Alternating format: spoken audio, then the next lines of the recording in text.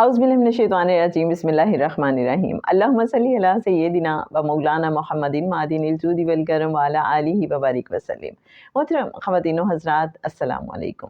میں سوچ رہی تھی کہ آقا صلی اللہ علیہ وآلہ وسلم نے بہترین رول ماڈل ہمیں عطا کیا اور ہمارے لیے بہت مشکل زندگی گزاری، تاکہ ہماری زندگی میں کوئی بھی مشکل وقت آئے تو ہمیں یہ نہ لگے کہ بس یہ مشکل وقت میری ہی زندگی میں آیا ہے، بلکہ ہم سوچیں کہ آقا صلی اللہ علیہ وآلہ وسلم کی زندگی میں جتنا مشکل وقت آیا اس سے بڑھ کے تو کبھی آ ہی نہیں سکتا کسی کی زندگی میں۔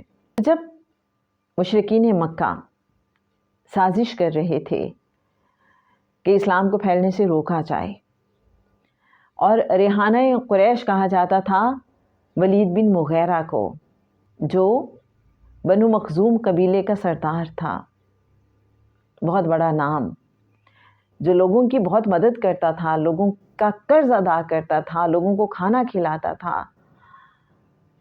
اور لوگ اس سے مشورہ کرتے تھے۔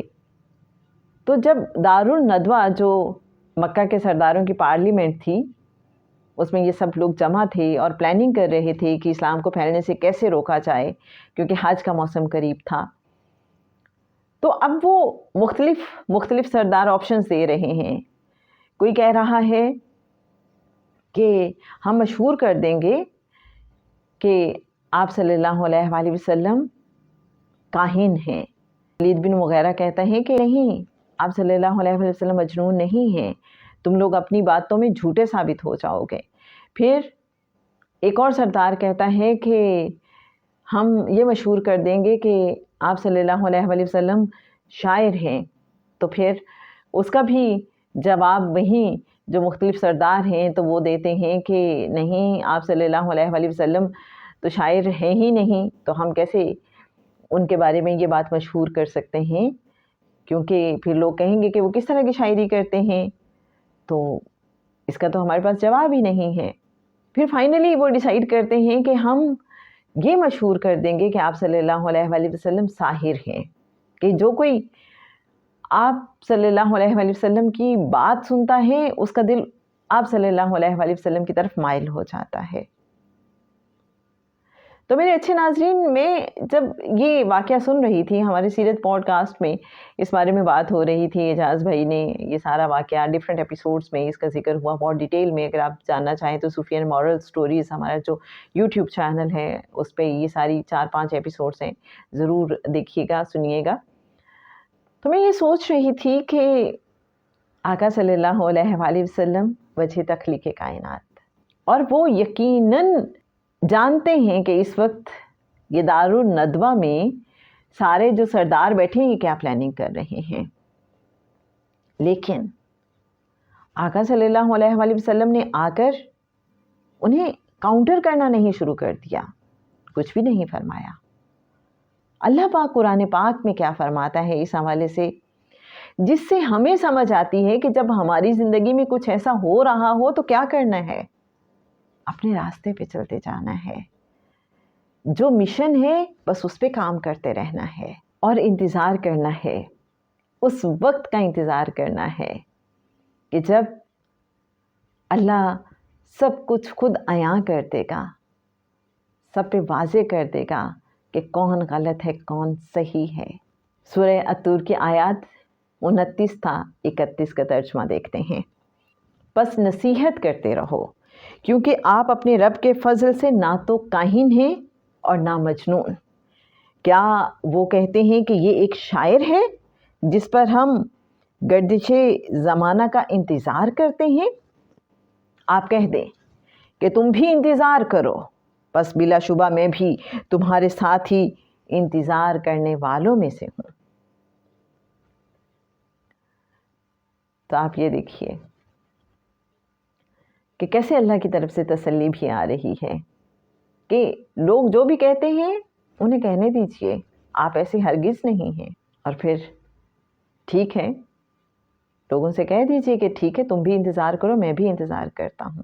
تو جناب روشنی تو مل رہی ہے کہ ہم نے کیا کرنا ہے۔ جو بھی کوئی ہمارے خلاف سازش کر رہے ہیں، جو بھی کوئی پلاننگ کر رہے ہیں، بس ہمیں کیا کرنا ہے، ज़िंदगी का कोई आला मकसद बना लेना है जो सिर्फ़ और सिर्फ केयर ऑफ़ अल्लाह हो, अल्लाह की रज़ा के लिए हो, और हमें बस उसी को फ़ोकस करना है, उसी पे तवज्जो देनी है और उसी को लेके चलते चले जाना है। बिला वजह की बातों में ना उलझना है, ना अपनी पॉज़िटिव एनर्जीज़ वेस्ट करनी है। तुम दिए बादे मुखालिफ से ना घबरा ए उकाब, ये तो चलती है तुझे ऊंचा उड़ाने के लिए। और शर में से खैर कैसे निकलती है मेरे अच्छे नाज़रीन, जब इंसान को इस बात की समझ आती है तो उसकी रूह वजद में आ जाती है, झूम झूम जाती है। जैसे मुशरिकीन मक्का ने फिर प्लान किया कि आप सल्लल्लाहु अलैहि वसल्लम को वो साहिर मशहूर कर देंगे। अब जब लोग आए हज करने के लिए मक्का मुकरमा, तो सब लोगों से ये कह रहे हैं मुशरिकीन मक्का हर एक बंदे के पास जाके कि देखो आप सल्लल्लाहु अलैहि वसल्लम की बात ना सुनना, क्योंकि जो कोई उनकी बात सुनता है उनकी बातों के सहर में आ जाता है, उन्हीं का हो जाता है। अब बहुत से लोग थे, हो सकता है अदरवाइज उन्हें पता ही ना चलता, वो हज करके आके वापस भी चले जाते, आप सल्लल्लाहु अलैहि वसल्लम के बारे में उन्हें खबर तक ना होती।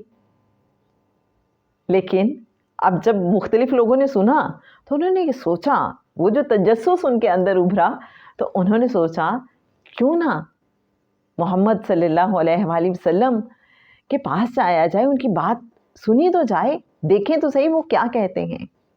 मेरे अच्छे नाज़रीन, मुशरिकीन मक्का ने अपनी तरफ से एक शर फैलाने की कोशिश की थी, लेकिन अल्लाह ने कैसे खैर निकाल दी उस शर में से कि बहुत से लोग आका सल्लल्लाहु अलैहि वसल्लम से करीब हो गए। लोगों को आका सल्लल्लाहु अलैहि वसल्लम के करीमाना अखलाक के बारे में, आका सल्लल्लाहु अलैहि वसल्लम के नबी और रसूल होने के बारे में, ख़ातिमुन नबिय्यीन होने के बारे में पता चला और लोग ईमान ले आए। लोगों के दिल माइल हो गए आका सल्लल्लाहु अलैहि वसल्लम की तरफ, और यूँ लोगों का कितना भला होना शुरू हो गया कि उन्हें ईमान की रोशनी मिलना शुरू हो गई, उन्हें हिदायत मिल गई। और फिर याद आता है एक शेर के, नूरे खुदा है कुफ्र की हरकत पे खंदाजन, फूंकों से ये चराग बुझाया ना जाएगा। तो परेशान मत होइए, अल्लाह पे यकीन रखिए, बस अपने रास्ते पे चलते चले जाएं, अपनी मंजिल पे नज़र रखें, अल्लाह खुद ही संभाल लेगा। अल्लाह खुद ही हमारे लिए शर में से खैर निकाल देगा। बस अल्लाह और पंचतन पाक से जुड़े रहें। क्या कहते हैं जनाब आप? अल्लाहुम्मा सल्ली अला सय्यिदिना व मौलाना मुहम्मदिन मादिनिल जूदी वल करम व अला आलिहि व बारिक वसल्लम।